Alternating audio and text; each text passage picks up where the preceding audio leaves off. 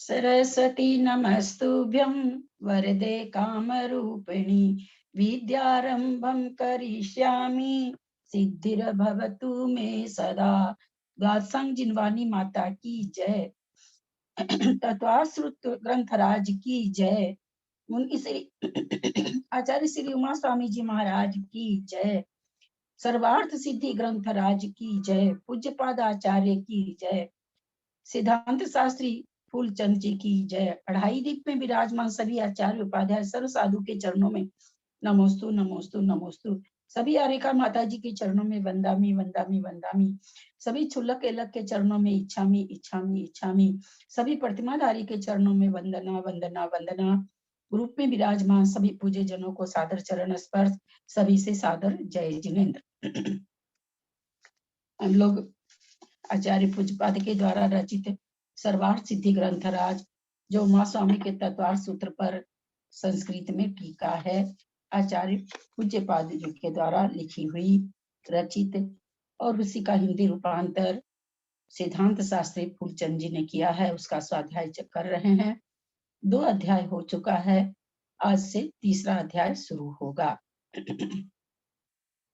मोक्ष मार्गस्य नेतारं भेत्तारं कर्म भूभृतां ज्ञातारं विश्वतत्त्वानां वन्दे तद्गुणलब्धये।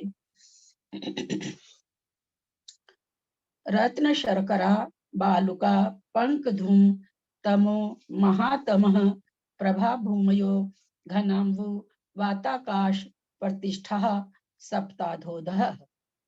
रत्न शर्करा बालुका पंकधूम तमो महातमः प्रभा भूमयो घनाम्बु वाताकाश प्रतिष्ठा सप्ताधोधः। रत्न शर्करा बालुका पंक धूम तमो महातमः प्रभा भूमयो घनाम्बु वाताकाश प्रतिष्ठा सप्ताधोधः। इसमें अब नरक का वर्णन चल रहा है। पहले अध्याय में हमने सम्यक दर्शन का स्वरूप समझा, सम्यक ज्ञान का स्वरूप समझा। दूसरे अध्याय में जीवों के जो सतत्व 5 भाव हैं और विग्रह गति वगैरह आदि के बारे में, इंद्रियों के बारे में हमने जाना। तीसरे अध्याय में अब लोक का स्वरूप का वर्णन शुरू हुआ है, जिसमें सबसे पहले अधोलोक है।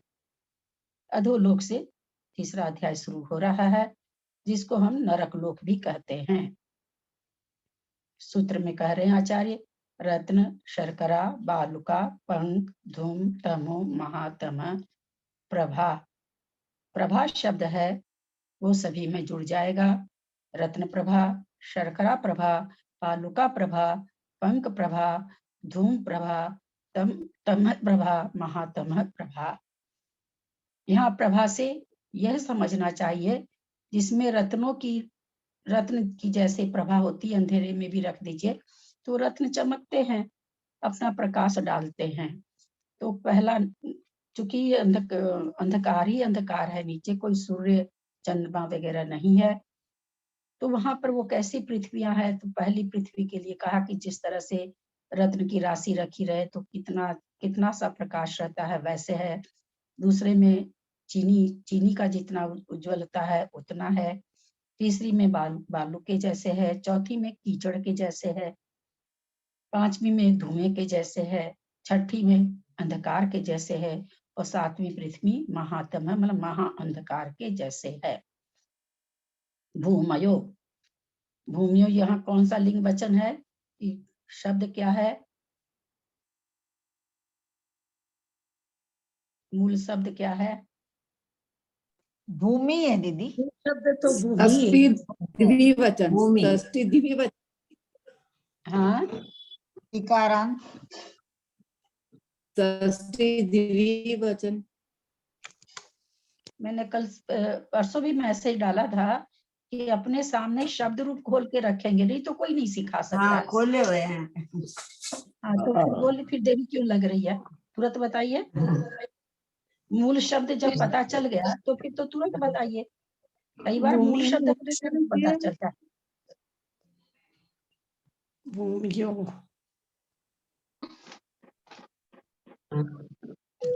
द्विवचन होगा। भूमिका का षष्ठी द्विवचन। द्विवचन नहीं, द्विवचन तो सप्तमी कैसे का होता है? द्विवचन। हाँ नहीं, सप्तमी ना, का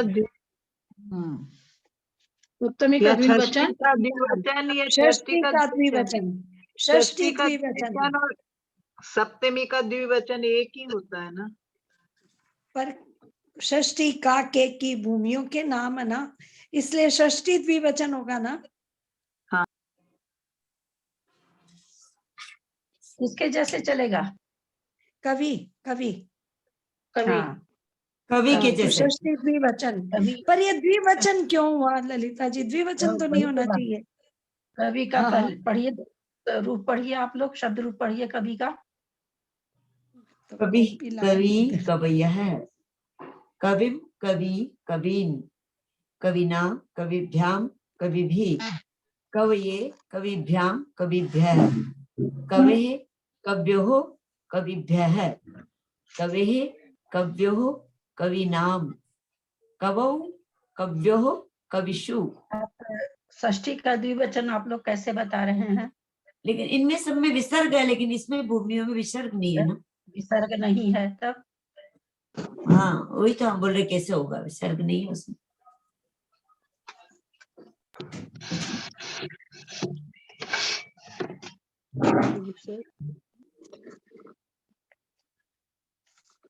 भूमि शब्द कवि के जैसे चलेगा, बिल्कुल ठीक है। यहाँ पर वास्तव में शब्द क्या है? बहुवचन है, क्योंकि कर्ता बन के आ रहा है ना। 7 पृथ्वियां है, तो ये कर्ता बन के आई है, सब्जेक्ट बन के आई है। रत्न रत्न प्रभा भूमि, सकरा प्रभा भूमि, तो ऐसे ये भूमि कर्ता बन के आई है, तो प्रथमा का बहुवचन होगा। अब आप लोग को प्रश्न उठेगा कि प्रथमा का बहुवचन में तो कवयः है, यहाँ पर विसर्ग भी नहीं है। यहाँ विसर्ग का लोप होकर के ओकार हो गया है। अब प्रश्न ये उठेगा कि हम कैसे जाने कि विसर्ग का लोप हो गया है, ओकार हो गया है, ये हम कैसे समझेंगे? हम तो नहीं समझ पाएंगे। बिल्कुल बात है, षष्ठी का द्विवचन तो इसलिए नहीं बोलना चाहिए क्योंकि यहाँ 7 पृथ्वियां हैं, तो द्विवचन तो होगा नहीं। एक तो इससे हाँ। बात कट गई, दूसरी बात इससे कट गई कि वहाँ भूमियों विसर्ग है, यहाँ विसर्ग नहीं है। दूसरा कारण हो गया। तीसरा कारण हो गया, किसी भी सूत्र में आपको बार बार बताया जा रहा कि सब्जेक्ट तो हमको देखना ही पड़ेगा ना, कर्ता तो देखना ही पड़ेगा। यहाँ ये सब्जेक्ट बन के आया है, कर्ता बन के आया है, प्रथमा बन करके आया है, तो इसलिए यहाँ पर इस सब से लगाया जाता है कि हाँ भूमिया का विसर्ग का लोप हो गया और विसर्ग का ओकार हो गया लोप होकर के, तो इस तरह से प्रथमा का बहुवचन है। रत्न प्रभा भूमि, शर्करा प्रभा भूमि, वो भूमि का भूमियो हो गया है। कहते हैं कि 7 भूमि है। अब इसमें देखिए एक चीज और, जैसे रत्न प्रभा भूमि और शर्करा प्रभा भूमि और बालुका प्रभा भूमि और पंख भूमि है ना, तो यहाँ पर क्या हुआ है? यहाँ संधि तो नहीं है इसमें, लेकिन इस पद में समास है। बहुत सारे पद ऐसे आएंगे जिसमें संधि भी होती है, समास भी होता है, किसी में केवल संधि होती है, इसमें केवल समास है। अब वो खाली लेकिन मतलब मेन इतना ना जो हमारी टी पार्टी रखी बना क्यों कि टी पार्टी रखी तू खाना बनाओ ना आता ना भाई मारू हमने माता को फिर ऐसा तो मना जिनका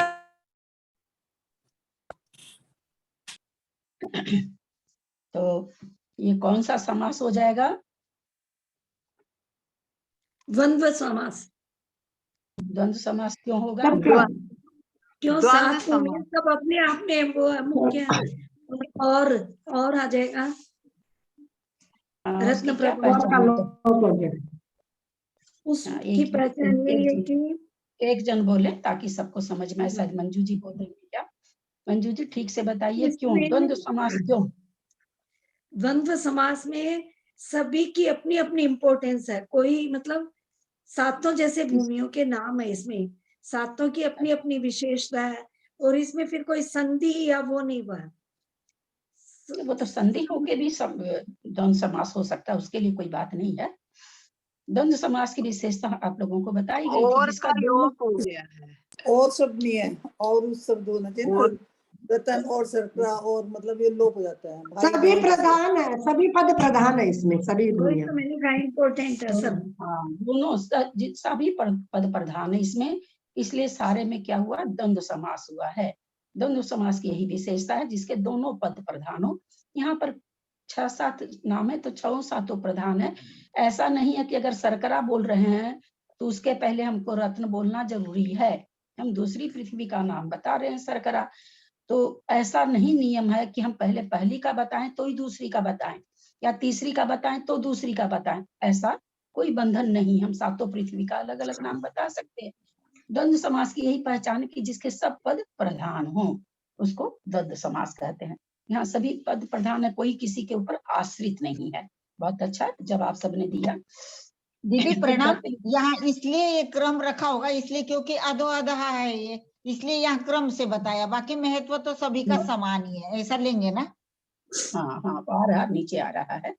घनाम्बु वाताकाश प्रतिष्ठा, प्रतिष्ठता मतलब आधा, उस पर प्रतिष्ठित है, स्थित है।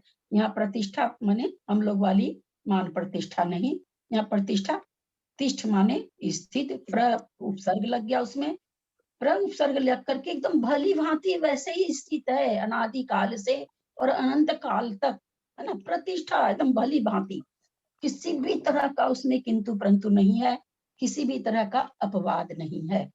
तो तिष्ठ माने होता है स्थित, प्र उसमें उपसर्ग लग गया यानी अच्छी तरह से स्थित है। तो फिर क्या बोलते हैं कि भूमियों माने भूमिया, घनाम्बु वाताकाश, घनाम्बु वाता, घन वात वलय, अम्बु वात वलय और घनाम्बु वाता वलय। घन अलग हो गया, अम्बुल हो गया, घनाम्बु एक हो गया, वाताकाश माने वात, वात केवल वात में से आकाश निकल गया। ये तीनों वात वलय के सहारे से वे भूमिया स्थित है। और वो तीनों वात वलय किसके स्थित है, आकाश प्रतिष्ठा, आकाश के सहारे से तीनों वात वलय स्थित है। और क्या विशेषता उन भूमियों की, 7 नाम बताया पहले, 7 भूमियों का प्रकाश बता दिया कि किस तरह की है। उसके बाद बता दिया कि वे किसके सहारे है, तो बता दिया कि वात वलयों के सहारे है। 3 वात वलय हैं, घन वात वलय, अम्बु वात वलय और घनाम्बु वात वलय। और वो वात वलय किसके सहारे से है, आकाश के सहारे से है। और क्या है उन भूमियों में विशेषता, सप्त, यहाँ बंदी विच्छेद है, सप्त अधो अधः, सप्ताधो सप्त अध अध, 7 ही पृथ्वियां, सप्त माने 7, अध अध नीचे नीचे है ना।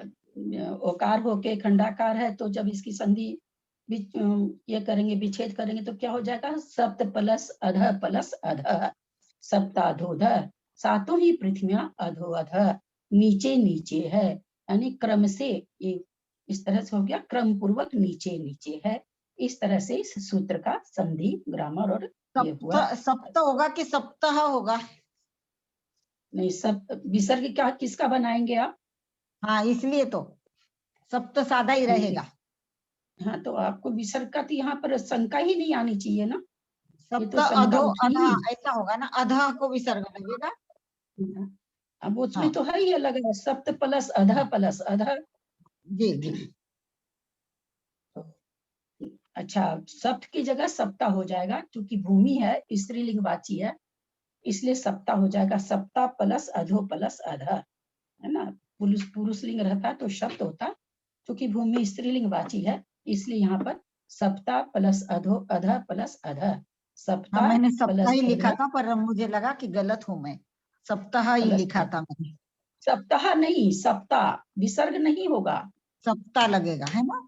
हाँ सप्ताह लगेगा, विसर्ग हाँ किसका यानी मैं बनाएंगे यहाँ गलती पर? थी, गलती हो गई हाँ, मैं, ठीक ठीक। सप्ताह प्लस अध प्लस अध, 7 ही अधः पृथ्वियां में दोनों में नीचे विसर्ग होगा तो ना? सप्ताह हाँ। अपन ने अधः में पूरा विसर्ग होगा। ले लिया, ललिता जी सप्ताह पूरा ले लिया, तो अधो अधः के लिए अ कहाँ से आया? आप है ना सप्ताह इसमें, अपन ने पूरा, हाँ 1 मिनट दीदी मेरी, मैंने इसमें संधि भेजी है, खोल के देखिएगा, भेज चुकी हूँ। अ प्लस अ इज इक्वल टू आ प्लस अ इज इक्वल टू आ प्लस आ इज इक्वल टू अच्छा आ, सब वैसे, भेजा हुआ है, हाँ सब नहीं भेजा भेजा है, हुआ है। मतलब ऐसे अ प्लस अ करके ही अ उधर ले लेंगे एक, है ना? उधर इधर से कोई यहाँ पर मतलब नहीं है। यहाँ पर सप्ता प्लस अधो अधर प्लस अधर शब्द है। संस्कृत पढ़ें जो पढ़ेंगे। वो तो मैं पढ़ूं? दूसरा अध्याय है। हाँ पढ़िए, कोई भी पढ़िए। भव हाँ, भेजा था ना ललिता जी। देवनार्काणाम् इत्येव भूमिषु नारकाः श्रुतास्ततः पृच्छति के ते नारका इति तत्प्रतिपादनार्थं तदधिकरण निर्देशः क्रियते। रत्नं च शर्करा च बालुका च पंकश्च धूमश्च तमश्च महातमश्च रत्न शर्करा बालुका पंक धूम तमो महातमांसी प्रभा शब्द है प्रत्येकम परिसमाप्यते साहचर्याब्द्यम चित्रादि रत्न प्रभा सहचरिता भूमि रत्न प्रभा शर्करा प्रभा सहचरिता भूमि शर्करा प्रभा बालुका प्रभा सहचरिता भूमि बालुका प्रभा पंक प्रभा सहचरिता भूमि पंक प्रभा धूम प्रभा सहचरिता भूमि धूम प्रभा तमः प्रभा सहचरिता भूमि तमः प्रभा महातमः प्रभा सहचरिता भूमि महातमः प्रभा इति।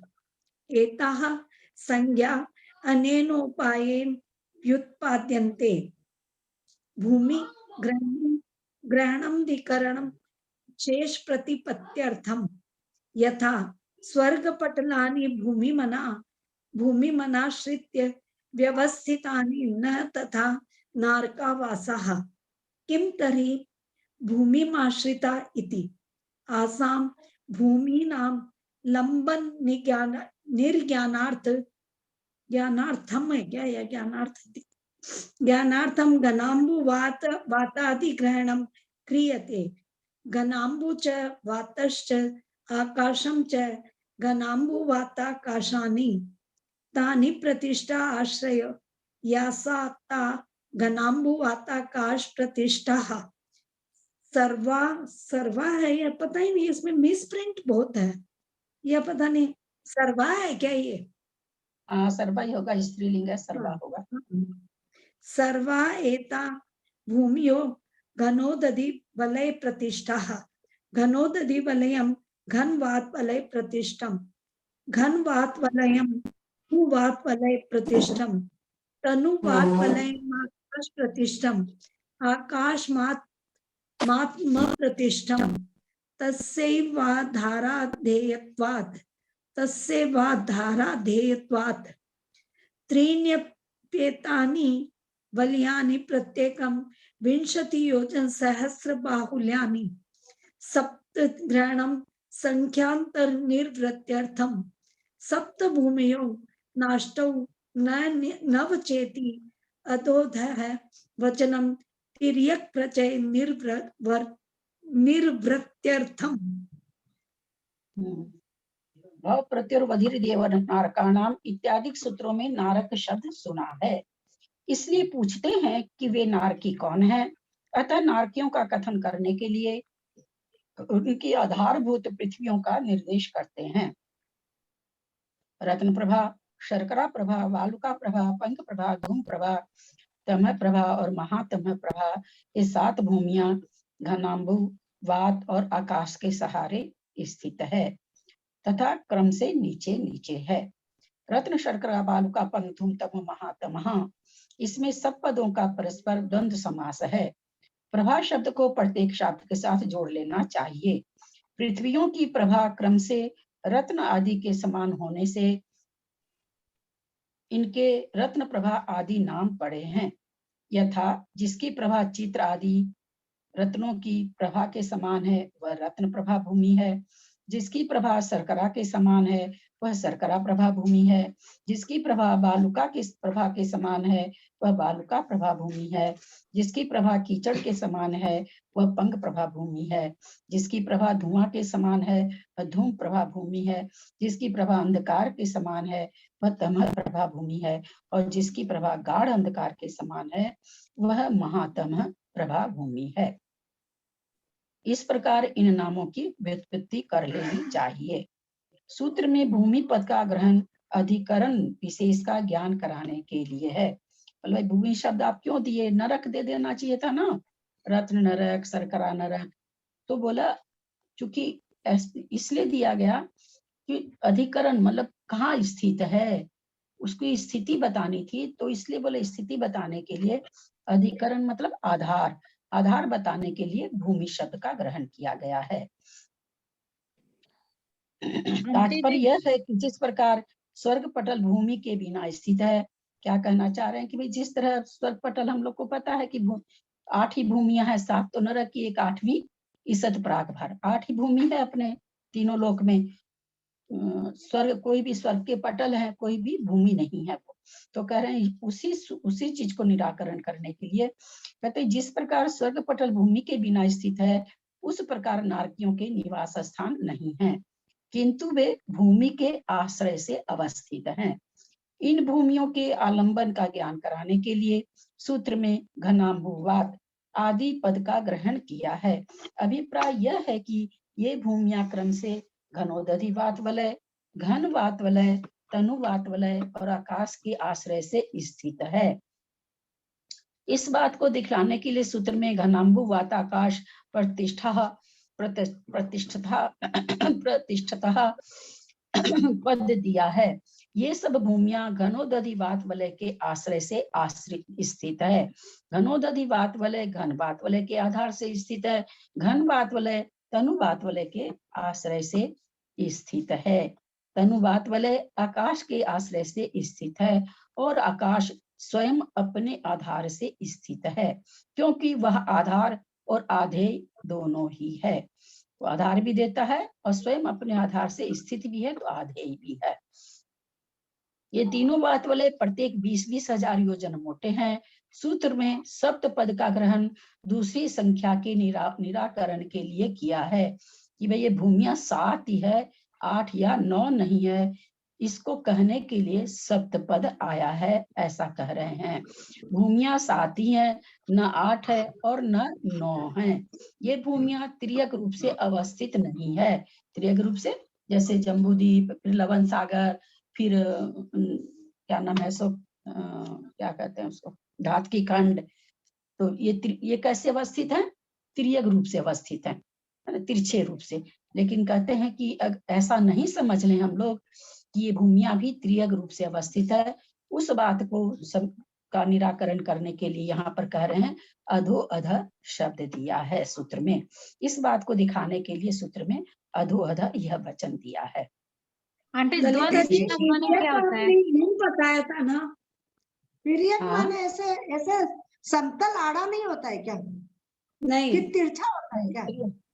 त्रियक माने ऐसे बिछा हुआ। यहाँ शास्त्रों में त्रियक का मतलब ऐसे जैसे अपने त्रियक का मतलब ऐसे तिरछा समझते हैं, यहाँ बिछा हुआ, ऐसे ऐसे आगे आगे बिछा हुआ के समझ। नहीं, नरक में तो बिछा हुआ है, नरक की भूमियों के लिए तो।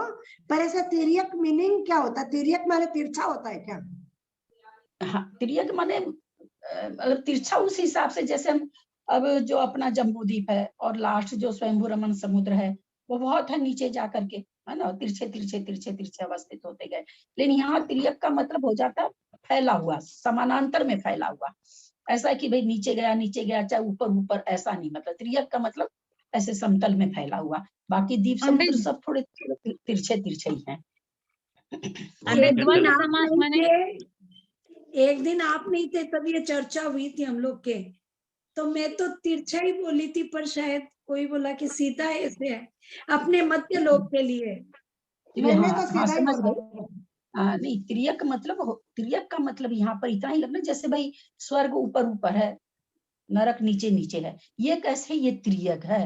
त्रियक मतलब सामने ही समूचा बिछा हुआ है। बाकी ये थोड़े थोड़े त्रियक का मतलब तिरछा होता, तो थोड़ा हल्का हल्का तिरछा तो जाता ही जा रहा है ना नीचे नीचे। तभी तो समुद्र तल से ऊंचाई बताते ना, किसी भी जगह की ऊंचाई बताते ना भाई कि अमेरिका समुद्र तल से इतना ऊंचा है, भारत समुद्र तल से इतना ऊंचा है। तो समुद्र तल से ऊंचाई बताई जाती है। तो क्यों बताई जाती है? क्योंकि थोड़े थोड़े तिरछे रूप में है, त्रियक रूप में है। तो त्रियक माने तिरछा होता है। लेकिन हाँ, तिरछा का मतलब इसी साथ में 11 और 12 लाइन है ना, उसमें ये लाइन इसका अर्थ बताया हुआ है। इसी साथ में 11-12 नंबर की लाइन है उसमें, इसी साथ में। किसमें? चलिए आगे पढ़ रहे हैं, फिर आंटी देखते हैं क्या द्वंद करते समास हैं। माने? आकाश के, सबको म्यूट कर लें। आकाश के आंटी दो द्वंद भेद हैं। समास। आकाश के दो भेद हैं, अलोकाकाश, लोकाकाश। लोकाकाश अलोकाकाश के बीचों बीच अवस्थित है। यह अकृत्रिम, अनादि निधन स्वभाव से निर्मित और 6 द्रव्यों से व्याप्त है। यह उत्तर दक्षिण अधोभाग से लेकर ऊर्ध्वभाग तक विस्तार की अपेक्षा सर्वत्र 7 राजू है। पूर्व पश्चिम नीचे 7 राजू चौड़ा है। फिर दोनों ओर घटते घटते 7 राजू की ऊंचाई पर 1 राजू चौड़ा है। फिर दोनों ओर बढ़ते बढ़ते 10.5 राजू की ऊंचाई पर 5 राजू चौड़ा है। फिर दोनों ओर घटते घटते 14 राजू की ऊंचाई पर 1 राजू चौड़ा है। पूर्व पश्चिम की ओर से लोक का आकार कटी पर हाथ रखकर और पैरों को फैलाकर खड़े मनुष्य के आकार सा प्रतीत होता है। इससे अधोभाग वेद के आसन के समान, मध्य भाग झालर के समान और ऊर्ध्वभाग मृदंग के समान दिखाई देता है। इसके 3 भाग हैं, अधोलोक, मध्यलोक, ऊर्ध्वलोक। मध्यलोक के बीचों बीच एक मेरू पर्वत है जो 1,40,000 योजन ऊंचा है। उसके नीचे का भाग अधोलोक, ऊपर का भाग ऊर्ध्वलोक और बराबर रेखा में तिरछा फैला हुआ मध्यलोक है। मध्यलोक का तिरछा विस्तार अधिक होने से इसे त्रियक लोक भी कहते हैं। प्रकृत सूत्र में अधोलोक का विचार किया गया। प्रकृत सूत्र में अधोलोक का विचार किया गया है। इसमें 7 भूमियां हैं जो उत्तरोत्तर नीचे नीचे है, पर आपस में भिड़कर नहीं है, किंतु एक दूसरी भूमि के बीच में असंख्य योजनों का अंतर है। इन भूमियों के नाम सूत्र में क्रम से दिए ही हैं। ये इनके गुण नाम हैं। गम्मा, वंसा, मेघा, अंजना, अरिष्टा, मघवी, माघवी, ये इनके रौढ़िक नाम हैं। पहली पृथ्वी 1,80,000 योजन मोटी है, दूसरी 32,000 योजन मोटी है, तीसरी 28,000 योजन मोटी है, चौथी 24,000 योजन मोटी है, पांचवी 20,000 योजन मोटी है, छठी 16,000 योजन मोटी है और सातवीं 60,000 योजन मोटी है। 8,000 योजन मोटी है। ये 7 भूमियां घनोदधि, घनवात, तनुवात वलय और आकाश के आधार से स्थित है। अर्थात प्रत्येक पृथ्वी घनोदधि के आधार से स्थित है। घनोदधि घनवात के आधार से स्थित है, घनवात तनुवात के आधार से स्थित है, तनुवात आकाश के आधार से स्थित है और आकाश अपने आधार से स्थित है। अब इसमें क्या पूछना है पूछिए। वैसे कोई खास चीज है नहीं इसमें। मतलब हर पृथ्वी के बाद माने रोडिक माने क्या चीज माने? रोडिक नाम है, रोडिक माने रूढ़ी से चले आ रहे हैं। इनका नाम रूढ़ी, रत्न प्रभा, शर्करा प्रभा तो बोल रहे हैं। उनके गुण के कारण, जैसे जिसकी जैसी प्रभा है उस हिसाब से नाम हो गया। और रूढ़ी नाम है मतलब अनादि निधन नाम इनके यही चले आ रहे हैं। गम्मा, वंसा, रूढ़ी नाम मतलब जैसे नहीं कहते हैं भाई हमारे घर में तो ये चीज पीढ़ी से चलती आ रही है, रूढ़ी हमारे घर की तो ये रूढ़ी है, ये चीज ऐसे होगा तो ऐसे होगा। लड़का होगा तो ये, किसी को अगर हमारे घर में लड़का होगा तो ये इस तरह की पूजा होगी ही। तो क्या कहते हैं, रूढ़ी से चलती आ रही। तो उसी तरह से रूढ़ी नाम है, प्राकृत नाम है ये इनके, जो अनादि निधन से चलते आ रहे। अनादि से नाम तो रत्न सरकार वगैरह भी अनादि निधन ही है। वो समाज माने तो दीदी इसमें हर पृथ्वी के बाद में घनोदधि, घनवात और तनुवात वलय और तीनों के आकाश, तो हर पृथ्वी के बाद ये चारों चीज है। हर पृथ्वी के बाद में चारों चीज नहीं है। हर पृथ्वी के नीचे तीनों वात वलय है, तीनों वात वलय के नीचे आकाश है। जैसे मान लीजिए 7वां कलंकला भूमि है, 7वीं भूमि, उसके नीचे 3 वलय है, वो सबसे नीचे के वात वलय है, उसके बाद आकाश है। फिर उसके बाद कलंकला भूमि के बाद में बहुत सारा आकाश है और फिर उसके बाद 3 वात वलय है, फिर पहली भूमि है। फिर पहली भूमि के बाद में बहुत सारा आकाश है और फिर 3 वात वलय है, फिर दूसरी भूमि है। फिर दूसरी भूमि के बाद बहुत सारा आकाश है, फिर 3 वात वलय है, फिर तीसरी भूमि इस तरह से है। तो आंटी, पहले द्वंद्व आकाश और समास फिर माने वातावरण। हाँ, द्वंद्व समास फर्स्ट क्या लाइन में समास? ही है। हाँ, द्वंद्व क्या समास द्वंद्व समास अभी बताया 367 का फर्स्ट लाइन। हाँ, द्वंद्व समास अभी तो इसको शुरू करने के पहले तो चर्चा कर लिया। आप लेट से आए क्या? ये जो नहीं आंटी, पद आप है पूछ रहे रत्न, थे, आप हमारा म्यूट था इसलिए पूछ नहीं पाई। रत्न शर्करा ये जो नाम है, तो कहते हैं ये इस भाई किसी भी कोई भी जो पद रहता है, पद मतलब शब्द, या तो अगर दो शब्द मिलकर के बनाते, या तो उसमें संधि हो या उसमें समास हो। कभी कभी संधि भी होती है, कभी कभी समास भी होता है। जब भी दो पद मिलते हैं तो संधि या समास उसमें होता है। दोनों भी हो सकता है, नहीं भी हो सकता है। तो यहाँ पर वो कह रहे हैं कि रत्न शर्करा बालुका पंख धूम तमो महात्मा में यहाँ पर संधि विच्छेद तो कुछ नहीं निकल रहा है। यहाँ द्वंद्व समास है। द्वंद्व समास के लिए हम बताए थे, जैसे किसको कहते हैं द्वंद्व, माता पिता, भाई बहन, दिन रात। तो इसमें क्या है, जोड़ी। और गायब है। दिन और रात, माता और पिता, भाई और बहन। तो जिसमें और हटा दिया गया हो और जिसके दोनों ही पद प्रधान हो, जैसे माता पिता, माता भी प्रधान है, पिता भी है। ऐसा नहीं कि पिता को बताने के लिए हम माँ को लाके खड़ा करेंगे तब हम कहेंगे ये मेरे पिता हैं, ऐसा नहीं है। अथवा हमको माने माँ जोड़ी बताना ना हो। आंटी जी, हाँ माने जोड़ी होता है ना, जोड़ी। हाँ, जोड़ी तो वो तो जोड़ी वाली बात हो गई ना। यहाँ जोड़ी की बात, यहाँ तो 7 नाम है ना। तो हाँ। जितने भी यहाँ पर 7 हैं, 10 हो, 15 हो, 20 हो, 4 हो, जितने भी हो उसके बीच में से और हट जाता है और सभी प्रधान रहते हैं, किसी एक के ऊपर आश्रित नहीं रहता है। उसको द्वंद्व समास कहते हैं। जैसे यहाँ पर और आना चाहिए था, रत्न प्रभा और शर्करा प्रभा और बालुका प्रभा, है ना, ऐसे आना चाहिए था ना। तो जब समास हो गया तो समास होने से और हट गया, तो इसको द्वंद्व समास कहते हैं। दीदी, इसमें जो आया है मध्य लोक का तिरछा विस्तार अधिक होने से इसे त्रियग लोक भी कहते हैं। तो ये जो विस्तार अधिक होने से, ये क्या चीज से कंपैरिजन करके इसको बोला मध्य लोक को? मध्य लोक सात का विस्तार करके तो है ना? नहीं, सात राजू तो कहीं है ही नहीं, क्योंकि जो दृश्य नहीं, नाली जैसे वो तो कि एक ही राज्य में है। तीन लोक में जो बांटा गया है, तो फिर यहाँ जो विस्तार अधिक होने से, तो ये किससे कंपैरिजन करके ये शब्द आया यहाँ पर? मध्य हाँ, लोक तो का जैसे जो विस्तार अधिक होने से। हाँ, इसलिए विस्तार किया। जैसे अब दृश्य नाली, हाँ सुन ली मैं, आप सुनिए। अब दृश्य नाली एक राजू की है, ठीक है। अब ऊपर जो स्वर्गलोक के विमान है, तो ऐसा नहीं है कि स्वर्गलोक का विमान नीचे पहला विमान तो 10 योजन में है। जैसे पहले सौधर्म स्वर्ग में शायद 13 विमान है क्या, मुझे संख्या याद नहीं है।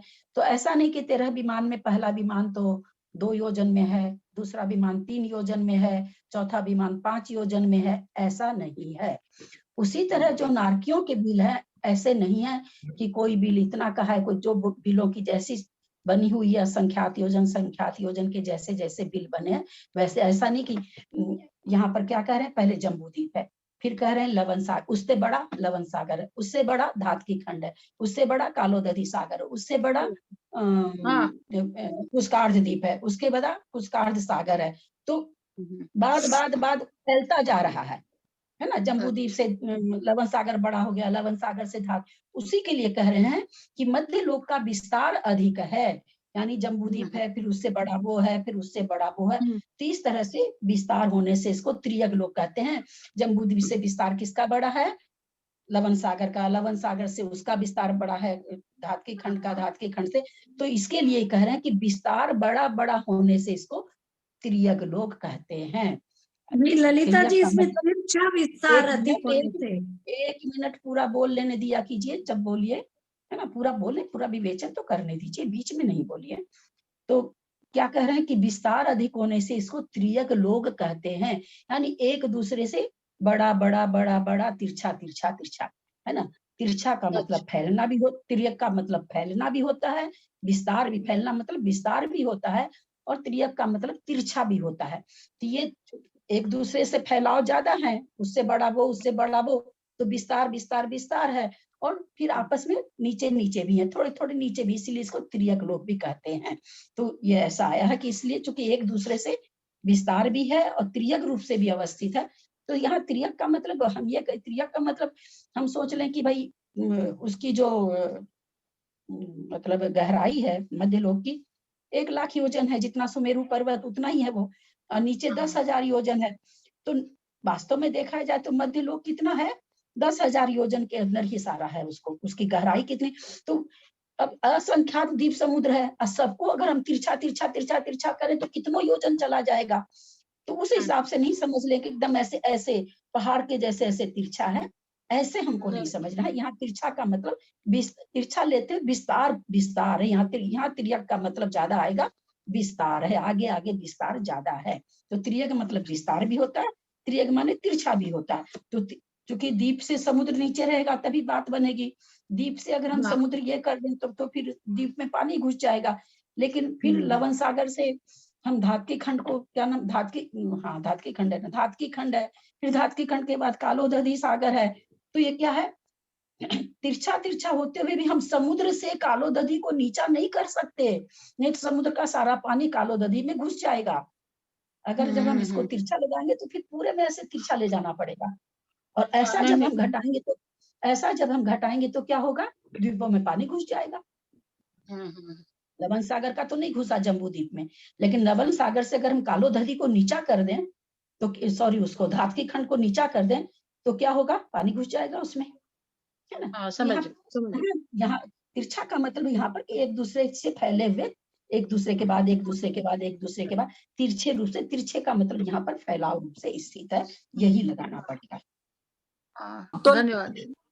बारे में ऐसे समझे तिर्यक लोक का जो आपने बताया कि उसका विस्तार और उसका जो थोड़ी सी जो फैलावट है जो कि तिर्यक रूप में है, तो दोनों को मिला करके इसको तिर्यक लोक बताया गया। यहाँ तिर्यक मतलब वो एक राज्य में फैला हुआ है, ये कहना चाह रहे हैं। एक राज्य में फैला हुआ है, ये कहना चाह रहे हैं वो। तिर्यक है एक राज्य में फैला हुआ है। और थोड़ा तिरछा का मतलब ऐसे तिरछा नहीं, वही आपको समझाना रहे ना। तिरछा का मतलब आप ऐसे नहीं लीजिए कि ऐसे पहाड़ के जैसे ऐसे तिरछा। यहाँ तिरछा का मतलब ऐसे आगे आगे बढ़ा हुआ, आगे आगे फैला हुआ है, ऐसे इसका मतलब लेना है। हाँ, दोनों का तो ऐसा ही लेना है। ठीक। चले, और कोई सूत्र के बारे में कुछ पूछना है कि आगे चलें? आगे चलते हैं। पृथ्वियां जैसे पहले नरक से दूसरा नरक है, तो पहले आकाश आएगा फिर तीनों वातवलय है, या पहले तीनों वातवलय फिर आकाश? मान लीजिए जैसे 7वीं पृथ्वी है, ठीक है, 8,000 पहली मोटी है। पृथ्वी से बताइए, पहली पृथ्वी से दूसरी पृथ्वी। पहली पृथ्वी से इसलिए नहीं बताया जाता, आकाश नीचे होता है। आप अगर पहली पृथ्वी को लेंगे तो पहली पृथ्वी के ऊपर आकाश नहीं है। अच्छा, है ना, पहली पृथ्वी है ना आंटी जी। क्योंकि यहाँ पर 1 मिनट, यहाँ पर आकाश को आधार बताया जा रहा है, तो आप ऊपर छत से कैसे किसी चीज को आधार करेंगे? आधार तो नीचे से समझना होगा ना मंजू जी, ऊपर से आप कैसे समझेंगे किसी चीज को? ऊपर थोड़ी आधार होता है, आधार तो नीचे होता है ना। तो जैसे मान लीजिए पहला नरक को लीजिए, पहला नरक है, पहला नरक के नीचे 3 पृथ्वी, 3 वातवलय है। उस 3 वातवलय, वो 3 वातवलय के आधार से है पृथ्वी, वो तीनों वातवलय फिर आकाश के आधार से है। असंख्यात योजन का वहां पर आकाश है, 20-20 हजार योजन के, 60,000 योजन के मोटे तो वो है, 1,80,000 योजन की वो पृथ्वी है। दूसरी पृथ्वी शायद 32,000 योजन मोटी है, दोनों मिलके एक राज्य है। और बाकी उसमें क्या 20-20 हजार योजन मोटे, 2 जगह 60,000 के वातवलय हो गए। बाकी जो इतना बड़ा राज्य में जगह बचा वो आकाश में आ गया। आकाश असंख्यात योजनों का है, आकाश के लिए कोई योजन नहीं दिया गया। तो पहला नरक मान लीजिए, पहला नरक है, ये पहले नरक के, ये किसके, ये भूमि है, पृथ्वी है। पृथ्वी को तो आधार चाहिए ना, ये पटल तो नरकों के पटल तो है नहीं कि भाई हवा में ऐसे रह जा, पृथ्वी है। तो कहते पृथ्वी को आधार चाहिए, तो किसके आधार से है? तो यहाँ पर 3 वातवलय है, 20-20 हजार योजन मोटे, वो 3 वातवलय यहाँ तक आ गए। उसके बाद नीचे आकाश है, जितना उस राज्यों में जितनी जगह बची वो शेष उसमें आकाश में चली गई। फिर उस आकाश के बाद फिर क्या है, फिर पृथ्वी है। दूसरी पृथ्वी है, फिर उस दूसरी पृथ्वी के नीचे 3 वातवलय है, फिर आकाश है। ये हम ऊपर से लिए, तब आपने ऊपर से कहा तो मैं ऊपर से लिए। अब हम इसको नीचे से समझें, तो नीचे से कैसे समझेंगे? नीचे पहले तीनों वातवलय है, तीनों वातवलय के चारों ओर अलोकाकाश है। वहां पर आकाश तो है नहीं, अलोकाकाश है। सबसे पहले अलोकाकाश है, अलोकाकाश के बाद 3 वातवलय है, फिर उस पृथ्वी है, पृथ्वी के बाद फिर आकाश है, फिर 3 वातवलय है, फिर पृथ्वी है। यानी तीनों वातवलय आकाश के सहारे है और पृथ्वी वातवलय के सहारे है। तो अगर आप देखें कि ऊपर से चलते हैं तो प्रत्येक पृथ्वी के ऊपर तो आकाश आएगा, नीचे वातवलय आएगा। नीचे से चलेंगे तो प्रत्येक पृथ्वी के नीचे वातवलय आएगा, ऊपर आकाश आएगा। आ गया। आंटी जी पहले वाला नरक तो चित्रा पृथ्वी के नीचे पहले नरक आएगा ना, जो रतन प्रभा पृथ्वी। हाँ हाँ हाँ। चलें आगे चलें। तासु 30 पंचविंशति 5 10 10 3 पंचोनयक नरक शतसहस्राणि पंचचैव यथाक्रमम्। पंचचैव चैव होना चाहिए।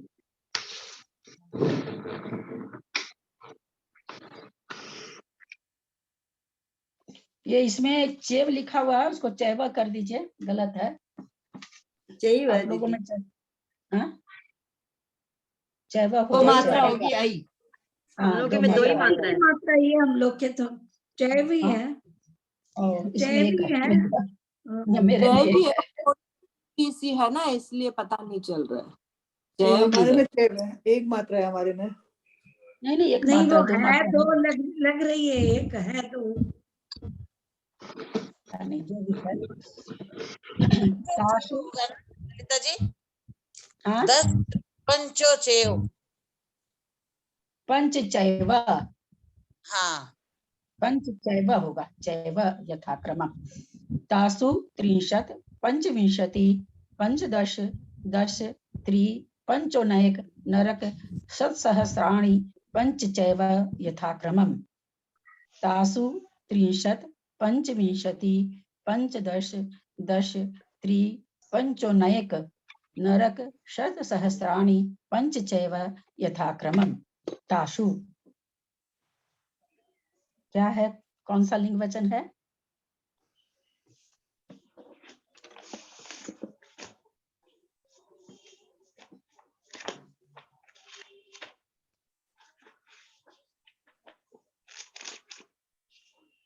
दीदी भूमि के संबंधित है, इसलिए स्त्रीलिंग आएगा ना, भूमि से संबंधित है कि उन भूमियों में। हाँ है, तो ये लिंग वचन कौन सा है? लिंग तो आपने बता दिया, वचन कारक कौन सा है?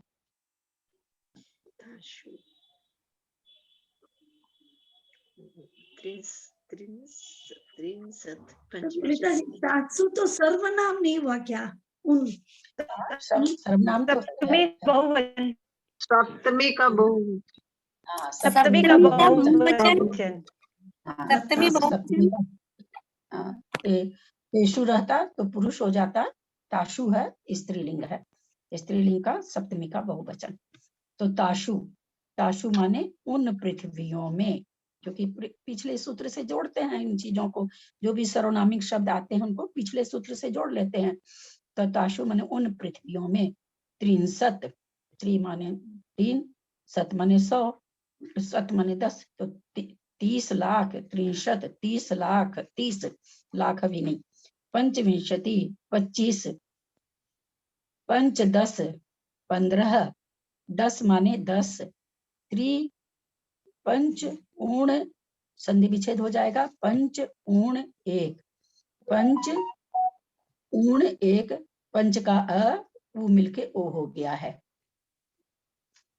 तो 30 माने 30, पंचविंशति माने 25, पंच 10 माने 15, 10 माने 10, फिर कहते हैं त्रि माने 3, फिर पंच ऊण 1, पंच ऊण 1, 5 कम 1, पंच ऊण, पंच माने 5, ऊण माने कम, 5 कम 1, पंच ऊण 1, 5 कम 1, नरक नरक नरक शत सहस्त्राणी, शत माने 100, सहस्त्राणी माने 1000, तो शत सहस्त्राणी की हिंदी क्या हो जाएगी? लाख। यानी तासु माने उन पृथ्वियों में, उन नरकों में, उन पृथ्वियों में, तासु माने उन पृथ्वियों में, पंचचैव यथाक्रमम माने क्रम पूर्वक, क्रम माने यथाक्रम से, क्या है? 30-25 लाख आ जाएगा शत सहस्त्राणी से, 30 लाख, 25 लाख, 15 लाख, 10 लाख, 3 लाख और 5 कम 1 लाख। और क्या कह रहे हैं उसके बाद? पंचचैव यथाक्रमण, और 5 ही नरक हैं, चैव और 5 नरक हैं, क्रम पूर्वक नरक हैं। उन पृथ्वियों में कितने नरक हैं? यहाँ नरक से मतलब क्या निकल जाएगा? उसका तल्ला निकलेगा, फ्लोर, फ्लोर जिसको हम लोग कहते हैं। तो यहाँ पर कह रहे हैं फ्लोर नहीं, बिल निकलेंगे, बिल है ये इतने। फ्लोर तो 13, 11, 9 ऐसे आएगा, बाद में आना चाहिए, आएगा कि नहीं मुझे पता नहीं। फ्लोर यानी पटल आएंगे ना दीदी, पटल आएंगे ना फ्लोर यानी? नरकों के पटल नहीं होते हैं। नरकों के पटल तो स्वर्ग में कहलाते हैं। नरकों में देखिए क्या आगे बताते हैं। बिल तो ये बिल की संख्या ये दे दिए ना, 63, 25, ये जो है ये बिलों की संख्या होगी। लेकिन पटल ही आता है ना, नरक पटल क्रम से अवस्थित है, पटल ही बोलते हैं नरकों को। पटल ही बोलते हैं क्या? 49 पटल है ना, पटल ही बोलते हैं दीदी। ताशु माने उन पृथ्वियों में 30, 25, 30 लाख, 25 लाख, 15 लाख, 10 लाख, 5 कम 1 लाख और 5 कम क्या चीज? हाँ 3 लाख भूल गई। 3 लाख, 5 कम 1 लाख और 5 नरक हैं। दीदी पंचो नई का कैसा दीदी? पंच प्लस प्लस नहीं, यहाँ नई है ना, तो उन्हें नहीं करेंगे क्या? पंचो नई का है ना, पंच प्लस ऊन प्लस 1, वो दीर्घ करेंगे क्या? क्योंकि 2 मात्रा है नई पर। उससे कोई फर्क नहीं पड़ता है सरिता जी। ऊन बड़ा हो या ऊन छोटा हो, उससे मात्रा में फर्क नहीं पड़ता है। वो नैक की बात कह रहे हैं। तो पंच प्लस ऊन, उससे कोई फर्क नहीं पड़ रहा कि बड़ी मात्रा या छोटी मात्रा होने से संधि में फर्क पड़ रहा है, उससे फर्क नहीं पड़ेगा।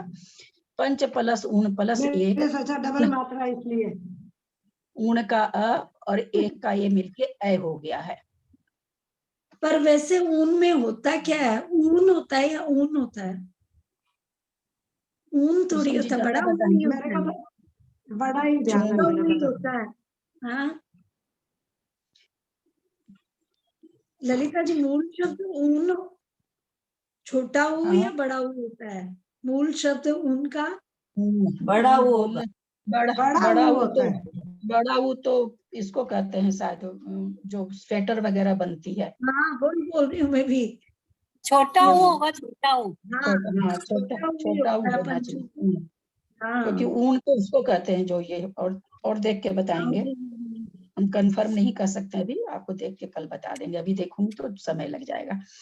तो यहाँ पर क्या कहना चाह रहे हैं कि उस जो 7 नरक हमने बताए, उस 7 नरकों में पहले नरक क्रम से लिखा हुआ, यथाक्रम माने क्रम पूर्वक। तो पहले नरक में कितने बिल हैं? 30 लाख है सबसे ज्यादा, दूसरे में 25 लाख है, तीसरे में 15 लाख है, चौथे में 10 लाख है, पांचवें में 3 लाख है, छठे में 5 कम 1 लाख है और 7वें में 5 है। यहाँ पर पहली भूमि में 30 लाख बिल बताए, और नारकी लेकिन ज्यादा कहाँ होते हैं? पहली में होते हैं, सबसे ज्यादा पहले नरक में होते हैं सुरत है। पहले में ही होते हैं सबसे ज्यादा नारकी। 6 नरक के मिला के भी पहले में ज्यादा होते हैं। हाँ पहले में ज्यादा होते हैं 6 नरक के मिला के भी।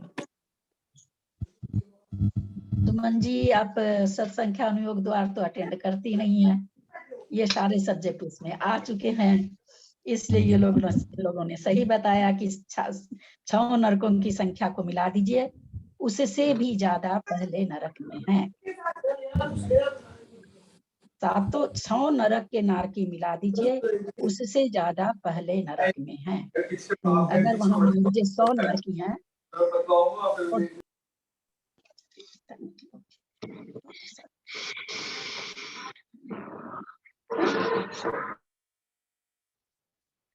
छह नरक के नारकी से सबसे ज्यादा, इसलिए विकास भैया जब पढ़ाते थे तो बहुत हंसाते थे, बोला मत डरो ज्यादा पहले नरक में ज्यादा बोला भैया जिसको बहुत आलीशान कोठी चाहिए उसको फिर साथ में नरक जाना पड़ेगा क्योंकि वहाँ भीड़ कम है तो 6 नरक की नारकी को मिला करके जितने नारकी होते हैं उससे ज्यादा पहले नरक में है। उसी तरह से ऊपर क्या हो जाएगा, स्वर्ग में सारे स्वर्गों की संख्या मिला करके भी किसकी संख्या ज्यादा हो जाएगी? ज्योतिष देव वैसे तो ज्योतिष देव की है, नहीं, इनमें नीचे भगवंती को मत लाइए, मैंने हाँ ऊपर उसमें स्वर्ग की बात सौधर्म कही। सौधर्म केवल हाँ सौधर में शान में है ना।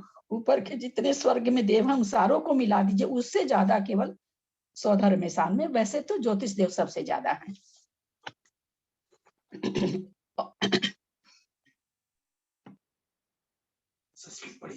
ललिता जी, तासु का मूल शब्द क्या होता है? तासु अपन जो है ना उन तत् तति होगा ना, मैं तति सोची, फिर मैंने कहा पता नहीं गलत हूँ क्या मैं। तति होता है ना। ता तो पुरुष में हो जाएगा, ते स्त्रीलिंग में हो जाएगा, ताम इसमें हो जाएगा नपुंसक में। तत्ते ताम। चलिए संस्कृत पढ़िए, है ना। ये 5 का मेखला और 5 नरक हैं। इनको बिल को नरक ही कहा गया क्योंकि नरक ही है, वे बिल क्या है, नरक ही है। संस्कृत पढ़ लीजिए। अच्छा 52 हो गया है, यहीं पर समाप्त करते हैं। दूसरे अध्याय का उच्चारण करना है 2 लोगों को। इसमें सूत्र में कुछ समझना है क्या? खाली सूत्र में इसमें एक ही संधि है केवल, ठीक है ना। त्रिंशत में कोई संधि नहीं है, पंचविंशति में कोई संधि नहीं, पंचदश में कोई संधि नहीं है, 10 में कोई संधि नहीं है। यहाँ पर एक शंका उठती है, एक बात आप लोग को हम बोलते हैं, पूछते हैं। जैसे त्रिंशत पंचविंशति हमको समझ में आ रहा है कि भाई त्रिंशत एक शब्द है, पंचविंशति हमको समझ में आ रहा है कि चलो विंशति के पहले 5 है तो पंचविंशति हो गया, पंचदश हो गया। ये 5-10 के बाद हम कैसे समझे कि 10 है? हम ऐसे क्यों नहीं समझ रहे हैं कि 10 त्रि है, 10 त्रि 13 है, ऐसा क्यों नहीं समझ रहे हैं? क्या नियम है संख्या लिखने का? क्या नियम है? बहुत बड़ी चीज बताने जा रहे हैं आप लोग को। संख्या लिखने का क्या नियम है संस्कृत में? दीदी आगे छोटा आता है ना फिर बड़ा आता है। वामनोगति दीदी, अंका नाम वामनोगति ऐसा कुछ है ना? हाँ है ना, अंक का नाम वामनोगति। यहाँ पर वही हम आपसे पूछना चाह रहे हैं। हम 10 त्रि का मतलब हम 13 लगाए, हम 10 और फिर त्रि क्यों लगा रहे हैं? छोटी संख्या पहले आती है ना, जैसे त्रि पहले आता तो 10 लगाते हैं, त्रि पहले आता तो त्रि तो तब त्रे होता। छोटी संख्या त्रि 10 अगर आता तो 13, 10 आया, 10 और त्रि आया तो 10 में त्रि जुड़ेगा नहीं, त्रि 10 होता तो 3 10 में जुड़ता। बहुत अच्छा, ये हम संख्या में हमेशा ध्यान रखें संस्कृत में कि अगर दो को मिला के संख्या बनानी है तो वो पहले छोटी रहेगी फिर बड़ी रहेगी। जैसे पंचविंशति, पंच पहले है, विंशति 20 बाद में है, पंच 10 बड़ा है, पंच छोटा, पंच पहले है ना, फिर तो आगे तो खैर है ही नहीं। तो ये चीज हम लोग ध्यान रखें कि संस्कृत में इस तरह लिखा जाता है। चलिए, इसमें कोई भी संधि विच्छेद नहीं है, केवल पंच ऊण एक, बस यही है। सहस्राणी का मतलब होता है लाख, शत माने 10 और सहस्राणी माने 1000, 1000 को ललिता जी शत को मैं 100 समझती थी, अभी आप तो शत तो 100 ही है, शत सहस्र हो गया भाभी, लाख तो शत सहस्र, लाख को शत सहस्राणी मतलब लाख। आपने 10 बोला, 100,000 है ना, 100,000 आप लिख के देखिए, लाख हो जाएगा। जब 100,000 हम लिखेंगे ना तो लाख हो जाएगा। तो शत सहस्राणी का मतलब लाख। चलिए उच्चारण करिए, तो दूसरे अध्याय का उच्चारण करिए 2 लोग। मैं करूं पहले? हाँ करिए, कोई भी करिए। दिए हुए हैं ना, भाभी ने नाम दिया है। स्टार्ट कर रही हूँ। औपशमिक्षायिकौ भावौ मिश्रश्च जीवस्य स्वतत्व मौलिक पारणामिकौ च द्विनवाष्टादशैकविंशति त्रिभेदः यथाक्रमम् सम्यक् चारित्रे। आप में विसर्ग है भेदा में? हमारे तो इसमें भेदा में विसर्ग है मेरे तो नहीं है, नहीं विसर्ग तो नहीं है। मैं किताब से पढ़ रही हूँ, उसमें विसर्ग है मेरे, इसमें नहीं है क्या? आप दो तीन कौन सी किताबें किताब पाठ है? की पढ़ी। नहीं, किस किताब से आप पढ़ रहे हैं? पाठों की किताबें होती है ना ऐसे। कौन सी है? पाठ वाली किताब, जैसे एक तो वो है ना, जो लाल वाली किताब, उसमें तो गलत है सारा, या वो जयपुर वाली पीली, उसमें भी गलत है। बहुत ज्यादा गलत है। जयपुर वाली पीली किताब में तो बहुत ज्यादा गलत है, बहुत ज्यादा गलत है। हाँ चलिए, क्योंकि हाँ स्त्रीलिंग है ना, भेदा में विसर्ग होगा नहीं। लता लते लता है ना, तो विसर्ग होगा नहीं। चलिए पढ़िए। पढ़िए। मैंने कर दिया था म्यूट, लोगों की आवाज आ रही थी ना, तो फिर वो रिकॉर्डिंग लोग सुन नहीं पाएंगे ठीक से, इसलिए मैंने म्यूट किया था। औपशमिक्षायिकौ भावौ मिश्रश्च जीवस्य स्वतत्व मौलिक पारणामिकौ च द्विनवाष्टादशैकविंशति त्रिभेदा यथाक्रमम् सम्यक् चारित्रे ज्ञान दर्शन दान लाभ भोगोपभोग वीर्याणि च। ज्ञान दर्शन लोग सीख नहीं पाएंगे, थोड़ी सी स्पीड। ज्ञान दर्शन लब्धेश चतुस्त्री पंचभेदाः सम्यक् चारित्र सैमा च।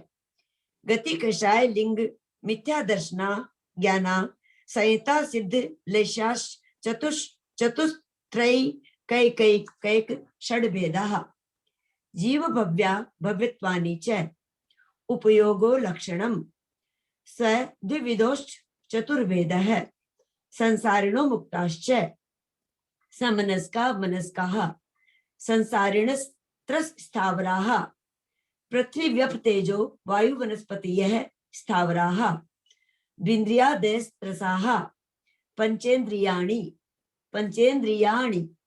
द्विविधानि निर्वृत्त्युपकरणे द्रवेन्द्रियं लब्धुपयोगो भावेन्द्रियम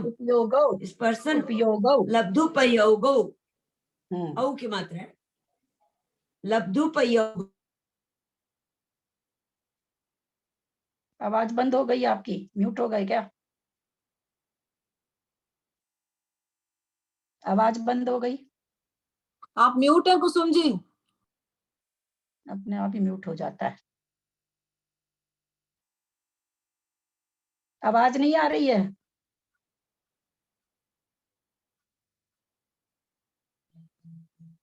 नेट का प्रॉब्लम हो गया होगा। हाँ वही लग रहा हमको। यहाँ से बोलिए, विजया 18 से दीदी आगे बोलिए। आप बोल दीजिए। जी दीदी बोले हम। आवाज आ रही है हमारी? हाँ आ रही है, बोलिए। आ रही है कुसुम जी, वापस से बोलिए। 18 से बोलिए, 18 से। अच्छा। लब्धुपयोगौ भावेन्द्रियम स्पर्शन रसन घ्राण चक्षुः श्रोत्राणि स्पर्श रस गंध वर्ण शब्दास्तदर्थाः श्रुत मनीन्द्रियस्य मनस्पत्यन्तानामेकं कृमि पिपीलिका भ्रमर मनुष्यादीना मेकैक वृद्धानि संगिनः समनस्काः विग्रहगतौ कर्म योगः अनुश्रेणी गतिः अविग्रह जीवस्य विग्रहवती च संसारिणः प्राक् चतुर्भ्यः एक समया विग्रह एकम दौ त्रिनवानाहारकः समुच्छन गर्भोपपादा जन्म सचित्त शीत संवृताः सेतरा मिश्राश्चैकशश तद्योनयः। समृता में आपके विसर्ग है? ये क्या बात है? इसमें मेरे विसर्ग है, क्या किताब है क्या? हमारे भी है, हमारे भी विसर्ग है। इसमें तो नहीं भाई, भैया जी वाले में तो भी है। हाँ, संविदा में तो विसर्ग है, हमारे तो विसर्ग है। देखती हूँ इसमें क्या है। इसमें सर्वात सिद्धि में है ललिता जी विसर्ग। विसर्ग है, दीदी विसर्ग है। सर्वात सिद्धि में पीछे है ना वो एक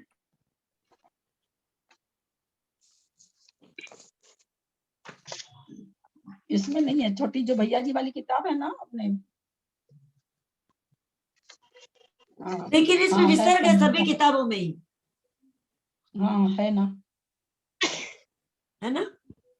हाँ सचित शीत समृतः सेतरा मिश्राश्चैकशस् तद योनयः जरायु जांडस पोतानाम गर्भ है देवनारकाणामुपपादः शेषाणाम सम्मूर्छनम औदारिक वैक्रिक कारक तेजस कर्मणानि शरीराणि परम परम सूक्ष्मम प्रदेशतो संख्येय गुणम प्राक तेजसात् अनंत गुणे परे अप्रतिघाते अनादि संबंधे च सर्वस्य तदादीनि भाज्यानि युगपद्ये कस्मिन्ना चतुर्भ्यः निरुपभोग मंत्रम गर्भ समूर्छनज माध्यम औपपादिकम वैक्रियकम है। हाँ नहीं ठीक है। लब्धि प्रत्ययम च तेजसमपि शुभम विशुद्ध मव्याघाति चाहारकम प्रमत संयतस्येव नारक समूर्छिनो नपुंसकानि न देवाः शेषास्त्रिवेदाः औपपादिक चर्मोत्तम देहा संख्ये वर्षायुषो न पवृत्यायुषः इति तत्वार्धिक मोक्षशास्त्रे द्वितीयोध्याय समाप्त। बहुत अच्छा उच्चारण। विजया जी आप करें। ललिता जी, ये सचित शीत समृत है तो मिश्रा से कशस्त द्योनीय बोलेंगे या योनीय बोलेंगे? तद्योनिहा, तद्योनिहा क्या चीज पूछना चाह रही हैं? सचित शीत समृतः सेतरा मिश्रास चैकशस है ना, चैकशस तद्योनिहा। हमारे में तो क्षेत्र में वो विसर्ग नहीं, वो नहीं है ना लगा, वो विसर्ग नहीं लगा हुआ हमारे में तो। नहीं तद्योनिहा में तो विसर्ग, विसर्ग समृता में भी होगा, पुल्लिंग है बहुवचन है, समृता में भी होगा, तद्योनिहा में भी होगा, मिश्रा में भी होगा, सब में हो जाएगा सब, चूंकि बहुवचन ये चल रहा है ना, पुल्लिंग चल रहा है तो सब में विसर्ग है। सचित शीत समृतः सेतरा मिश्रास, मिश्रास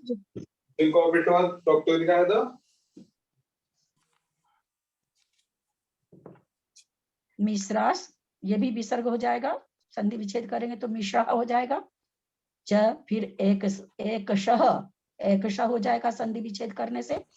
फिर तत् प्लस योनियः, तद प्लस योनियः, वास्तव में तत् प्लस योनियः है, तद प्लस योनियः, तद्योनियः एक साथ बोलना होगा, तद्योनियः। इसमें तो ध प्लस ये है ना, द्योनियः है। रोज इतना बता रहे हैं फिर भी वही बात आ गई। रोज तो बताते हैं कि द प्लस यह होता है। नहीं वो तो ठीक है, हाँ तो नहीं द प्लस यह होता है, लेकिन इसमें लिखा हुआ ही हमारी किताब में कशस्त ध्यो नय है, ध्यो ही बनाया हुआ पूरा। अब किसमें क्या लिखा हुआ मैं नहीं जानती हूँ, मैं तो ये जानती हूँ कि क्या सही है, क्योंकि किताबों की छपाई के लिए क्या कहा जा सकता है, इतनी गलती छपती है। अब आपके सामने क्या है मुझे नहीं पता, पर तद्योनियः तह दह यह है उसमें, तद्योनियः। तो इसका ही तो अपन उच्चारण गलत करते हैं, एक्चुअल में बचपन से ही वो विद्यालय वो ही पढ़ा हुआ विद्यालय बोलते हैं, बोल रही है, तो वही तो इसमें भी तो तो वही चीज आप लोग के साथ हो गया ना, आप लोग विद्यालय को भी विद्यालय बोलते हैं। चलिए विजया जी पढ़िए। जी प्रणाम दीदी। द्वितीय अध्याय पढ़ रही हूँ, दूसरा अध्याय पढ़ रही हूँ। औपशमिक क्षायिकौ भावौ मिश्रश्च जीवस्य स्वतत्व मौदयिक पारिणामिकौ च द्विनवाष्टा दशैकविंशति त्रिभेदा यथाक्रमम् सम्यक्त्व चारित्रे ज्ञान दर्शन दान लाभ भोगोपभोग वीर्याणि च ज्ञानाज्ञान दर्शन लब्धयश्चतुस् त्रि पंचभेदाः सम्यक्त्व चारित्र संयमा संयमाश्च गति कषाय लिंग मिथ्या दर्शना ज्ञाना संयता सिद्ध लेशाश चतुस् त्रे कैक षड्भेदाः जीव भव्या भव्यत्वानि च उपयोगो लक्षणम् स द्विविधोष्ट चतुर्भेदः संसारिनो मुक्ताश्च समनस्का मनस्काः संसारिणः स्थावराः पृथिव्यप्तेजो वायु वनस्पतयः स्थावराः द्विन्द्रियादयस्त्रसाः पंचेन्द्रियाणि द्विविधानि निर्वृत्त्युपकरणे द्रव्येन्द्रियं लब्ध्युपयोगौ भावेन्द्रियं स्पर्शन रसन घ्राण चक्षु श्रोत्राणि स्पर्श रस गंध वर्ण शब्दास्तदर्थाः श्रुतमनीन्द्रियस्य वनस्पत्यन्तानामेकं कृमि पिपीलिका भ्रमर मनुष्यादीनामेकैक वृद्धानि संगिनः समनस्काः विग्रहगतौ कर्मयोग अनुश्रेणी गतिः अविग्रहा जीवस्य विग्रहवती च संसारिणः प्राक् चतुर्भ्यः एक समया विग्रह एकं द्वौ त्रिन्वानाहारकः सम्मूर्छन गर्भोपपादा जन्म सचित्त शीत संवृत्तः सेतरा मिश्राश्चैकशस्तद्योनयः जरायुजाण्डच पौतानां गर्भः देवनारकानाम् उपपादः शेषाणां सम्मूर्छनम् औदारिक वैक्रिकाहारक तेजस कार्मणानि शरीराणि परम परम सूक्ष्मं प्रदेशतो संख्येय गुणं प्राक् तैजसात् अनंत गुणे परे अप्रतिघाते अनादि संबंधे च सर्वस्य तदादीनि भाज्यानि युगपदे कस्या चतुर्भ्यः निरूपभोगमन्त्यं गर्भ सम्मूर्छन जमाद्यम औपपादिकं वैक्रीकं लब्धि प्रत्ययं च तैजसमपि शुभम विशुद्धमभ्याघाति चाहारकं प्रमत्त संयतस्यैव नारक सम्मूर्छिनो नपुंसकानि न देवाः शेषास्त्रिवेदाः औपपादिक चर्मोत्तम देहा संख्येय वर्षायुषो न पवर्त्यायुषः इति तत्वार्थाधिगमे मोक्ष शास्त्रे द्वितीय अध्याय। नमो नमः। सादर प्रणाम, सादर जय जिनेन्द्र। वर्षा युसो नप एक साथ बोलना, युसो नप एक साथ बोलना।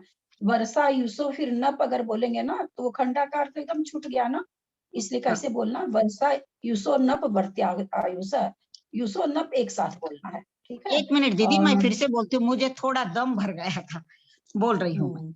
औपपादिक चर्मोत्तम देहा संख्य वर्षायुषो न पवर्त्यायुषः। ठीक है दीदी। हाँ, युसो नप। एक बार 43 का वापस से आप कीजिए ना उच्चारण, 43 वाले का ठीक से सुनिएगा। देखिए जैसे इन्होंने इसका उच्चारण बहुत अच्छा किया विजया जी ने 40वें सूत्र का अप्रतिघाते, ऐसा क्यों बोले, क्योंकि प संयुक्त अक्षर आगे, संयुक्त अक्षर के आगे वाला अक्षर दीर्घ हो जाता है, तो ऐसे तो अप्रतिघाते बोलना चाहिए, वास्तव में तो अ है, लेकिन उन्होंने अ पे जोर दिया। तो ये संस्कृत का नियम है कि आगे अगर संयुक्त अक्षर हो तो पहले वाला अक्षर दीर्घ हो जाता है, हर्ष होते हुए भी दीर्घ हो जाता है, इसका उच्चारण एक बार 43 वापस बोलिए, 43 एक मिनट बोलू दीदी। हाँ हाँ बोलिए ना। तदादीनि भाज्यानि युगपदे कस्या चतुर्भ्या, कस्मिन्ना चतुर्भ्या भी है और कस्या चतुर्भ्या भी है, दोनों ये पाठ इसीलिए दीदी ने बताया यहाँ था। कस्मिन्ना हाँ, है, दोनों पाठ है। दोनों पाठ है, कस्मिन्ना भी जी, है, जी। कश्या भी है, जिसके पास हाँ, जैसा जी। हो वैसा बोल लीजिएगा। जी ठीक है, ठीक। इसको सुनिएगा एक दो बार आप लोग विजया जी वाला, क्योंकि थोड़ा धीरे धीरे बोली है तो आप लोग को ज्यादा पकड़ में आएगा। सुध तो कुसुम जी वाला भी पूरा था, लेकिन वो थोड़ा सा फिर भी जल्दी बोल गई ये। और कल जिनका नाम है वो अपना तैयारी कर लेंगे, नाम मैंने भेजा है, 4-5 दिन का तो मैंने नाम भेज दिया। बाकी सब लोगों से मेरा रिक्वेस्ट है कि आप लोग स्टूडेंट ग्रुप में अपना नाम भेज दें, उसी हिसाब से जो भी, चाहे मंजू जी, चाहे किरण जी या कुसुम जी, जो भी एक जन उससे जो मैंने तो भेज दिया अपना नाम। हाँ ठीक है, जैसा जैसा जिसका ये लोग पुकार लेंगे। 5-6 दिन का तो मैंने नाम भेजा है, उसके बाद स्टूडेंट ग्रुप के हिसाब से होगा। प्रणाम दीदी, प्रणाम। डाल दिया है, किरण जी के मैसेज से पहले डाल दिया था त्रिशला जी ने, मैंने, और 1-2 नाम और है, शशि जैन। हाँ ठीक है, जिसका जैसा बनेगा उसी क्रम से सबका हो जाएगा। चलिए जिनवानी स्तुति करिए, फोन करते हैं। ललिता जी ललिता जी जय प्रणाम। मैं कविता जी बोल रही हूँ। हाँ बोलिए। जय जिन प्रणाम। वो मैं पहला अध्याय उस दिन आप मेरे साथ नाम अनाउंस भी किए थे, पर मैं उस समय बाहर चली गई थी, तो मेरा नहीं हुआ, मैं अभी बोल दूं क्या? अभी बोलेंगे, बोल दीजिए। मेरा भी हुआ है। हाँ बोलिए बोलिए, एक लोग बोल लीजिए, कोई भी एक एक आप रोज जो छूटे हुए उनका एक एक का रोज बुलवा लेंगे, है ना। एक हाँ आप बोल दीजिए, कविता जी आप बोल दीजिए, प्रभा जी का छूटा हो, मोक्ष प्रभा जी का कल बुलवा लेंगे। मोक्ष मार्गस्य नेतारम भेतारम कर्म विभृताम ज्ञातारम विश्व तत्वानाम ठीक वंदे है। सद्गुण लभ्ये। सम्यक दर्शन ज्ञान चरित्राणि मोक्ष मार्ग तत्वार्थ अपने को म्यूट कर लें सबको ही। तत्वार्थ श्रद्धानम सम्यक दर्शनम तन्निसर्गा दधि गमात्वा जीवा जीवाश्रव बन संबर निर्जरा मोक्षास्तत्वम नामस्थापना द्रव्य भावतस्तन्यासः प्रमाण नयैरधिगमः निर्देश स्वामित्व साधनाधिकरण स्थिति विधानतः सत्संख्या क्षेत्र विस्पर्शन कालांतर भावाल्प बहुत्वेश्च मति श्रुतावधि मन पर्यय केवलानि ज्ञानम तत्प्रमाणे आद्ये परोक्षम प्रत्यक्ष मन्यत मति स्मृति संज्ञा चिंता विनिबोध इत्यनर्थांतरम तदिंद्रिया निंद्रिय निमित्तम अग्रेहा हावाय धारणा बहुबहुविध क्षिप्राणि निरितता नुक्त ध्रुवानाम क्षेत्राणाम अर्थस्य फिर से बोलिए। बहुबहुविध क्षिप्रा निश्रुता नुक्त ध्रुवाणाम क्षेत्राणाम। बहुत अच्छा, चलिए आगे चलिए। अर्थस्य व्यंजन स्यावग्रह न चक्षुर निंद्रियाभ्याम श्रुतम मतिपूर्वम श्रुतम 19 बोलिए फिर से। हाँ, श्रुतम मतिपूर्वम दैनिक द्वादश। हाँ 19 न चक्षुर र निंद्रियाभ्याम। हाँ आप सही बोले हैं, ठीक है ना। मुंह पर गलत डाल लेंगे तो फिर बहुत बड़ी गलती हो जाएगी। न चक्षुर निंद्रियाभ्याम बोलने से अर्थ का अनर्थ हो जाता है ना। आप लोग को पहले भी बताए हैं, इसलिए इस सब पर ध्यान देना होगा। अपने को आदत पड़ी हुई है ना, उसको सुधारना होगा। न चक्षुर निंद्रियाभ्याम श्रुतम मति पूर्वम दैनिक द्वादश भेदम भव प्रत्ययोर बधिर देव नारकाणाम। भव प्रत्ययोर में कहाँ है? देख के पढ़िए, किताब देख, ठीक से देखिए। भव प्रत्ययो बधिर देव नारकाणाम। क्षयपशम निमित्त षड विकल्प शेषानाम ऋजु विपुलमति मनः पर्ययः विशुद्ध्य प्रतिपाताभ्याम तद विशेषः विशुद्धि क्षेत्र स्वामी विषयेभ्योवधि मनः पर्ययोः मति स्तुत्योर निर्बंधो द्रव्येष्व सर्व पर्यायेषु रूपीष्ववधेः तदनंत भागे मनः पर्ययस्य सर्व द्रव्य पर्यायेषु केवलस्य एकादीनि भाज्यानि युगपदे कस्मिन्ना चतुर्भ्यः मति श्रुतावधियो विपर्यश्च सदसतो रविशेषाद्य दृच्छोपल सदसतोर। हाँ सदसतोर विशेषाद्य ठीक से बोलिए। सदसतोर विशेषाद्य, दसतोर नहीं, सदसतो। हाँ सदसतो विशेषाद्य दृच्छोपल लब्धे ऋन्मत्वत् नेगम संग्रह व्यवहार अर्जु सूत्र शब्द समभिरु ढैवं भूता नयाः इति तत्वार्थिक में दो शास्त्रे प्रथमोध्याय व्यवहार पूरा बोलना है। नयगम संग्रह व्यवहार रजु सूत्र शब्द समभिरूढ़ भूता नयाः। बहुत अच्छा। नयगम संग्रह व्यवहार।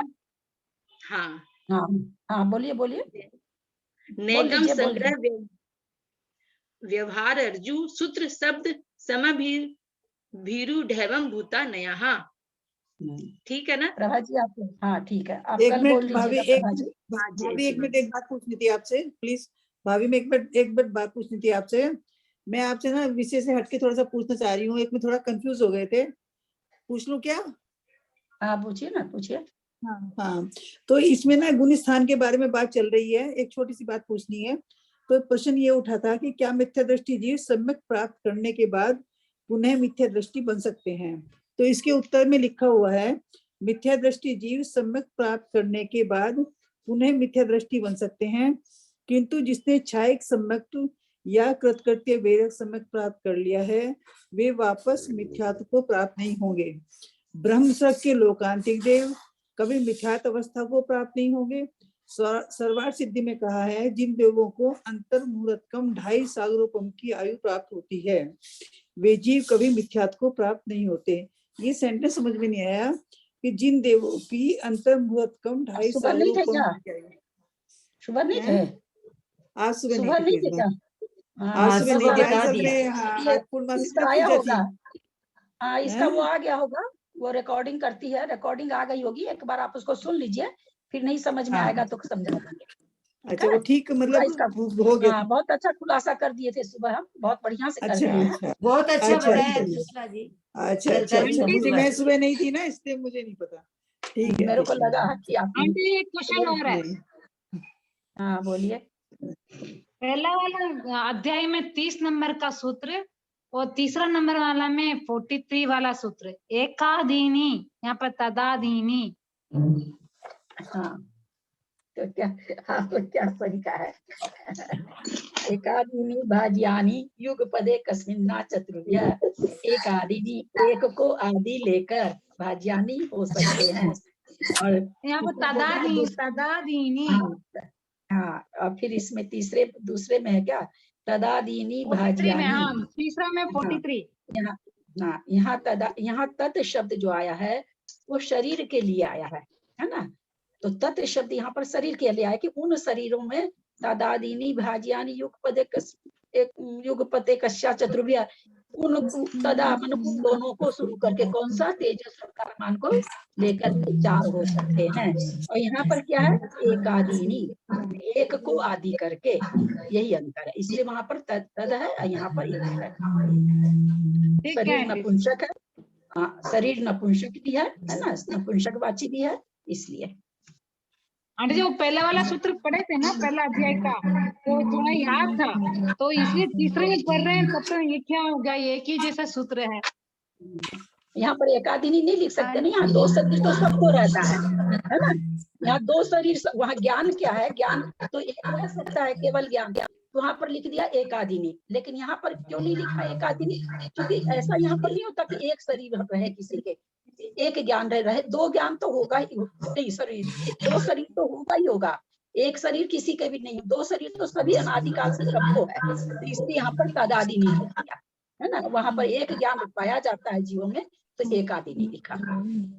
ठीक है आंटी मैं पहला अध्याय पढ़ के सुना दूं? आज रहने दो, कल सुना देना। एक अच्छा, दिन और ठीक भी है। है ना, प्रभा जी है, सबको एक आदमी रोज कर लेना, जो बच गए हैं 2 आदमी दूसरा अध्याय कर लेंगे, और एक जो बचे हुए हैं पहले अध्याय का, एक लोग रोज ठीक है ठीक है ठीक है। ऐसे सबको लेट होती है ना, सबको काम रहता है तो।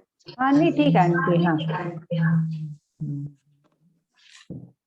जिनवानी स्तुति करिए। दीदी इसमें सर्वार्थ सिद्धि ग्रंथ राज में पीछे सारे सूत्र लिखे हैं, उनमें पूरे शुद्ध है, मैंने ध्यान देखे नोट, आपने जैसे पढ़ा है ना दोनों अध्याय वैसे ही है, एक लाइन में एक सूत्र है ना, तो बहुत अच्छे समझ में आते हैं उसमें। सूत्र का अपन जब वाचना करते हैं तब सर्वार्थ सिद्धि ग्रंथ राज में पीछे पूरे 10 अध्याय के लिखे हुए हैं, तो उसमें एकदम भी मतलब समृता पूरा वैसे विसर्ग वैसे ही है उसमें पूरा।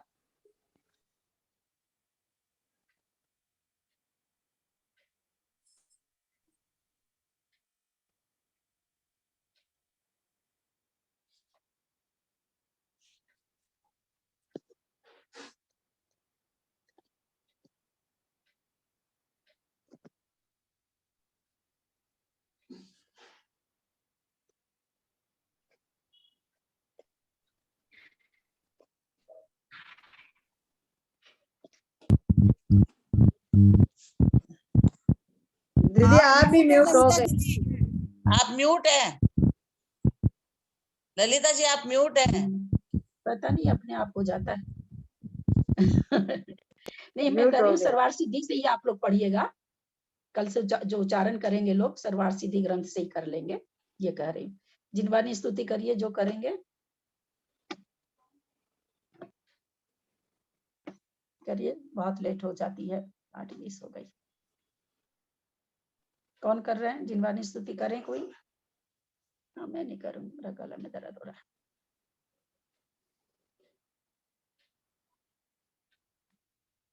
क्या हुआ लोगों को? जीव जिनवानी मोक्ष नसैनी है जिनवानी, जीव कर्म के जुदा करन को ये ही पैनी छैनी है जिनवानी। जो जिनवानी उर न धरत है सैनी हो के असैनी है जिनवानी। जो जिनवानी नित अभ्यास वो ही सच्चा जैनी है जिनवानी। पढ़ो सुनो ध्याओ जिनवानी, यदि सुख शांति लेनी है जिनवानी। जिनवाणी मोक्ष नसैनी है जिनवानी। जिनवानी के ज्ञान ते सूझे लोकालोक, सोवानी मस्तक लगे सदा देत हूँ धोख। हे जिनवानी भारती तो ही जपो दिन रैन, जो तेरा शरणालय सो पावे सुख चैन। ध्वासांग जिनवानी माता की जय। जय।